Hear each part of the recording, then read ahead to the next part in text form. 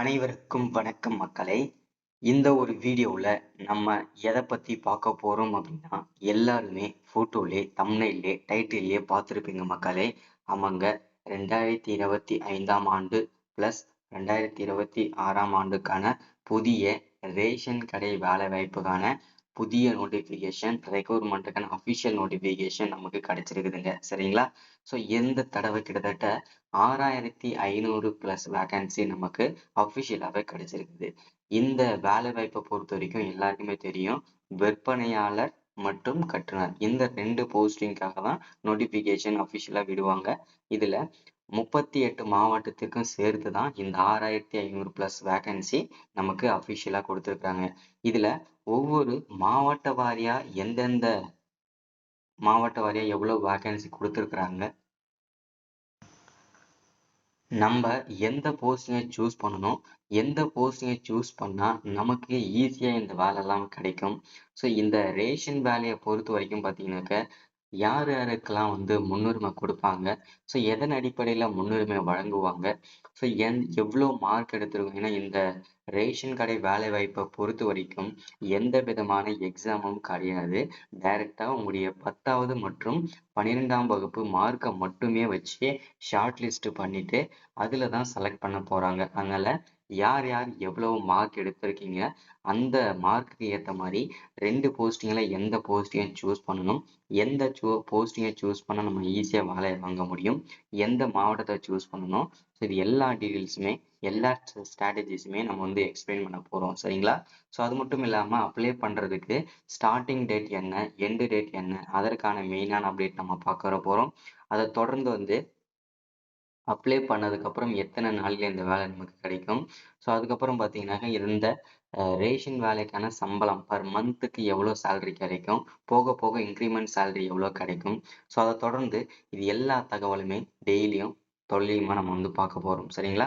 So இது எல்லாமே நம்ம பார்த்து தெரிஞ்சுக்கிறதுக்கு முன்னாடி நமது கவர்மெண்ட் ஜாப் டெய்லி அப்டேட் சேனலுக்கு இப்போ தான் நீங்கள் ஃபர்ஸ்ட் டைமாக முதல் முறையாக நமது சேனலை பார்க்குறீங்க, நம்ம வீடியோவை பார்க்குறீங்க அப்படின்னா மறக்காமல் சப்ஸ்கிரைப் பண்ணிவிட்டு பக்கத்தில் இருக்கிற பெல் பட்டனை கிளிக் பண்ணி ஆல்ன்ற ஆப்ஷனில் போட்டு வச்சுக்கோங்க. அப்போ தான் நம்ம போடக்கூடிய அரசு துறையிலிருந்து வரக்கூடிய எல்லா விதமான கவர்மெண்ட்டோட ஜாப்ஸ் அப்டேட்ஸ் நோட்டிஃபிகேஷன் இது எல்லாமே நீங்கள் உடனுக்குடனே நமது சேனலில் ஈஸியாகவே துல்லியமாகவே தெரிஞ்சுக்க முடியும். சரிங்களா? ஸோ அது மட்டும் இல்லாமல் உங்களுடைய ஃப்ரெண்ட்ஸ், ரிலேட்டிவ்ஸ், கான்டாக்டில் இருக்கிறவங்க எல்லாருக்கூடயும் ஷேர் பண்ணிங்கன்னா ரொம்ப ரொம்ப பயனுள்ளதாக இருக்குங்க. ஏன்னா இந்த மாதிரி முக்கியமான வீடியோஸ் அப்டேட் நோட்டிஃபிகேஷன்லாம் நமது சேனலில் தான் ரெகுலராக அப்டேட் ஆகிட்டு இருக்குங்க. சரிங்களா? சரி, ஓகே, வாங்க வீடியோக்குள்ளே போயிட்டு இதற்கான முழு அப்டேட்டையுமே நம்ம பார்த்து தெரிஞ்சுக்கலாங்க. சரிங்களா? ஸோ இங்கே தெளிவாக மென்ஷன் பண்ணி சொல்லியிருக்கிறாங்க, Tamil Nadu ration shop recruitment 2025 apply online notification அப்படின்றத தெளிவாக அஃபிஷியலாக நமக்கு கொடுத்துருக்குறாங்க. சரிங்களா? ஸோ இதை பற்றி தெளிவான விளக்கத்தை பார்ப்போம். ஸோ வீடியோ ஸ்கிப் பண்ணாமல் முழுமையாக பாருங்கள். இந்த வீடியோவில் நம்ம எதை பற்றிலாம் பார்க்க போகிறோம் அப்படின்னு பார்த்தீங்கன்னாக்க, எலிஜிபிலிட்டி கிரைட்டீரியா, அதாவது யாரெல்லாம் எலிஜிபிளாக இருக்கீங்க இந்த ரேஷன் வேலைக்கு விண்ணப்பிக்கிறதுக்கு அப்படின்றத பற்றின அப்டேட் பார்க்க போகிறோம். ஸோ அடுத்ததான் ஏஜ் லிமிட், வயது வரம்பை பற்றி பார்க்க போகிறோம். ஒவ்வொரு மாவட்ட வாரியாக எவ்வளோ வேகன்சி இருக்குன்றதை பார்க்க போகிறோம். ஸோ இதற்கான சம்பளத்தை எப்படி, சம்பளம் பர் மந்த் எவ்வளோ கிடைக்கும், ஸோ நார்மல் சேலரி எவ்வளவோ, இன்க்ரிமெண்ட் சேலரி எவ்வளவோ, கவர்மெண்ட் அலவன்சஸ் எல்லாம் எவ்வளோ கிடைக்கும், அதற்கான அப்டேட் பார்க்க போகிறோம். ஸோ தொடர்ந்து செலெக்ஷன் ப்ராசஸ், இந்த செலெக்ஷன் ப்ராசஸ் எப்படி நடக்கும் அதற்கான அப்டேட் பார்க்க போகிறோம். அதை தொடர்ந்து அப்ளிகேஷன் ஃபீஸ் பார்த்தீங்கன்னாக்க எப்படி நம்ம பே பண்ணுறது, ஸோ அதுக்கான ப்ரொசீஜர் என்ன, ஸோ கடைசியாக எப்படி நம்ம விண்ணப்பிக்கிறதுக்கு, அதாவது இந்த ரேஷன் வேலைக்கு எப்படி நம்ம விண்ணப்பிக்கணும், என்னென்ன டாக்குமெண்ட்லாம் தேவைப்படும், அதை பற்றின எல்லா டீட்டெயில்ஸுமே பார்க்கலாங்க. சரிங்களா? ஃபர்ஸ்ட் இந்த வேலைவாய்ப்பை பொறுத்த வரைக்கும் எங்கேருந்து இந்த வேலைவாய்ப்புக்கான நோட்டிஃபிகேஷன் அஃபிஷியலாக கிடைச்சிருக்குது அப்படின்னு கேட்டிங்கன்னா, தமிழ்நாடு சிவில் சப்ளைஸ் கார்பரேஷன் அங்கேருந்து தான் நமக்கு அஃபிஷியலாக இந்த வேலைவாய்ப்புக்கான நோட்டிஃபிகேஷன் கிடைச்சிருக்குதுங்க. சரிங்களா? ஸோ எக்ஸாம் நேம், அதாவது பார்த்தீங்கன்னா என்னென்ன போஸ்டிங்க்கு வந்திருக்குது அப்படின்னா, சேல்ஸ் பர்சன், பேக்கர்ஸ் போஸ்ட், ஓகேங்களா, அதாவது விற்பனையாளர் மற்றும் கட்டுனர், இந்த 2 விதமான போஸ்டிங்காக தான் நம்ம ஆல்மோஸ்ட் எல்லாருமே நம்ம விண்ணப்பிக்க போகிறோம். சரிங்களா? So total number of vacancy அப்படின்னு பார்த்தோம்னா நமக்கு 6427 வேகன்சி அஃபிஷியலாக நமக்கு கிடைச்சிருக்குதுங்க. ஸோ அப்ளிகேஷன் மோட பொறுத்த வரைக்கும் இது முழுக்க ஆன்லைனில் தான் நம்ம வந்து அப்ளை பண்ணணும். ஆஃப்லைன் மெத்தடு கிடையாது. இது முழுக்க முழுக்க நம்ம ஆன்லைனில் தான் வழங்கணும். சரிங்களா? ஸோ அடுத்ததாக கேட்டகரியை பொறுத்த வரைக்கும் ஜாபோட கேட்டகரியை பொறுத்த வரைக்கும் ஸ்டேட் கவர்மெண்ட் ஜாப் இது. ஸோ இதில் வந்து பார்த்தீங்கன்னா இந்த வேலைலாம் கிடைச்சதுன்னா கண்டிப்பாக உங்களுடைய லைஃபே வந்து செட்டில் ஆகக்கூடிய வாய்ப்புகள்லாம் நிறையவே இருக்குங்க. சரிங்களா? ஸோ எக்ஸாமை பொறுத்த வரைக்கும் கண்டிப்பாக வந்து ஆன்லைன் தான் சொல்லியிருக்காங்க. இதில் எக்ஸாம்ன்றது எதுவும் கிடையாது. டேரெக்டாக இன்டர்வியூ தான் ஆன்லைன் சொல்லியிருக்காங்க எக்ஸாம்னு சொல்லிட்டு. சரிங்களா? ஸோ அடுத்ததான் ஜாபோட லொகேஷன். இந்த ஜாபோட லொகேஷனை பொறுத்த வரைக்கும் தமிழ்நாடுக்குள்ள, அதாவது 38 மாவட்டத்துக்குள்ள தான் உங்களுக்கு வந்து ஜாபோட லொகேஷன் இருக்கும் அப்படின்றதையும் தெளிவாக மென்ஷன் பண்ணி சொல்றாங்க. சரிங்களா? ஸோ அடுத்ததான் அஃபிஷியல் வெப்சைட். இந்த அஃபிஷியல் வெப்சைட்டை பொறுத்த வரைக்கும் www.tncsc.tn.gov.in இதுதான் அஃபிஷியல் வெப்சைட்டு. இந்த வெப்சைட்ல தான் நம்ம வந்து எதுவாக இருந்தாலுமே விண்ணப்பிச்சுக்கணுங்க. சரிங்களா? ஸோ ஓகே, அடுத்ததை பார்ப்போம். அடுத்ததான் வந்து எலிஜிபிள் கிரைட்டீரியா, அதாவது மினிமம் இந்த வேலை வாய்ப்புக்கு என்ன படிச்சிருக்கணும், மேக்ஸிமம் என்ன படிச்சிருக்கணுன்றத பத்தி பார்க்க போறோம். மினிமம் சேல்ஸ்மேன் பர்சனுக்கு நீங்க 12ஆம் வகுப்பு படிச்சு பாஸ் பண்ணியிருக்கணுங்க. அதுவே நீங்க பேக்கர், அதாவது கட்டுனருக்கு நீங்க விண்ணப்பிக்கிறதா இருந்தீங்கன்னா 10வது படிச்சிருக்கணும் அப்படின்னு சொல்லியிருக்காங்க.